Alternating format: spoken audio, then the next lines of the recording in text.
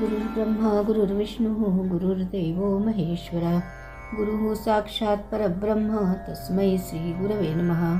श्री गणेश दत्त गुरुभ्यो नमः.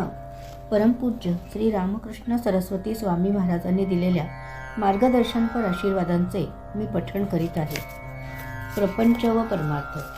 आजकाल संसारात ऐहिक गरजा पुष्कळ वाढल्या आहेत. त्या पुऱ्या करता करता व चरितार्थाची व्यवस्था करता करता दिवसातील पुष्कळ वेळ द्यावा लागतो. या सर्वातून मनुष्याला फार कमी वेळ मिळतो. ज्याला जेवढा वेळ मिळेल तो त्याने सत्कारणी लावावा.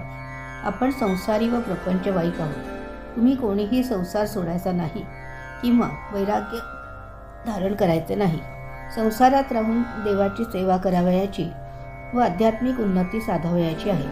पूर्वीच्या संतांचा जर विचार केला तर लक्षात येईल की जे ब्रह्मचारी होते त्यांचा प्रश्नच नाही, परंतु पुष्कळ संतांनी संसारात राहूनच देवदर्शन घेतले होते. याचे कारण त्यांच्या पत्नीची त्यांना साथ मिळाली होती. त्यांच्या पत्नी हुशार व कर्तृत्ववान होत्या. पूर्वी त्या घर संसार चालवीत. पुरुषांची त्या मानाने जबाबदारी कमी असे. तुकारामांची बायको धर्माच्या बाबतीत संपूर्ण नास्तिक होती. तुकाराम कोठेही भजन करीत बसत, वेळी अवेळी जेवणासाठी घरी येत. तुकारामांचे जेवण झाल्यानंतरच ती जेवत असे. संसाराची संपूर्ण जबाबदारी तिने उचलली होती. तुकारामांच्या परमार्थात तिने कधीही अडथळा आणला नाही. तुकारामांना घराची चिंता करावी लागली नाही, म्हणूनच ते परमार्थात इतकी प्रगती करू शकले. कर्तृत्ववान स्त्रियांशिवाय हे शक्य नाही.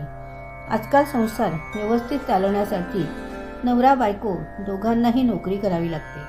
पुरुषांना 12-15 तास कामासाठी बाहेर राहावे लागते.